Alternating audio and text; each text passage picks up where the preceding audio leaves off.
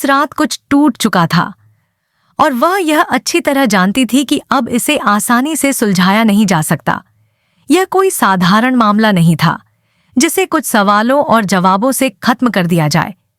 Underworld के अनलिखे नियमों में से किसी ने सबसे अहम नियम तोड़ दिया था, और जब नियम टूटते हैं तो खून बहना तय होता है। भारी सुरक्षा वाले उस आलीशान हवेली में हर दरवाजा बंद था, हर रास्ता सील कर दिया गया था। ब्राथवा ने पूरे परिसर को लॉकडाउन कर दिया था। जब तक जहर देने वाले का पता नहीं चल जाता तब तक कोई भी बाहर नहीं जा सकता था। लेकिन अंधेरे के बीच दो परछाइयां चुपचाप आगे बढ़ रही थीं। फिर उसने देखा, दरवाजा खुला हुआ था।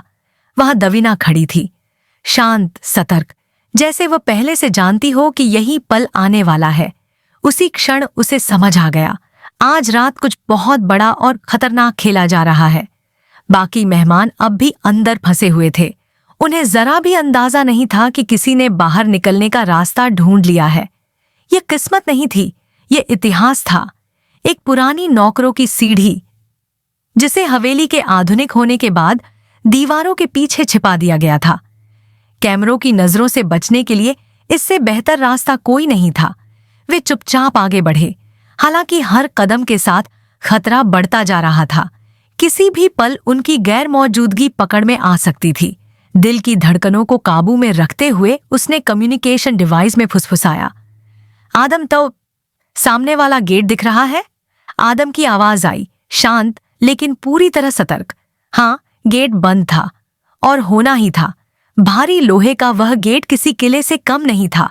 इलेक्ट्रिक लॉक, मजबूत हिंज और सुरक्षा व्यवस्था जो किसी को भी रोक सके। उसकी आवाज अचानक सख्त हो गई, हमें यहां से निकलना होगा अभी।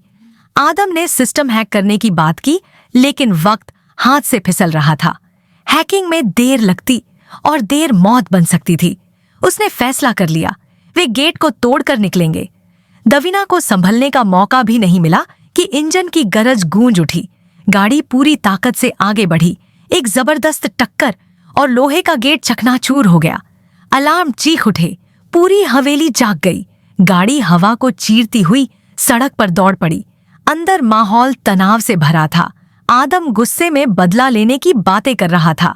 दवीना अब भी उस पागलपन को समझने की कोशिश कर रही थी, लेकिन ड्राइविंग सीट पर बैठी लड़की की नजरें आगे से हटी ही नहीं।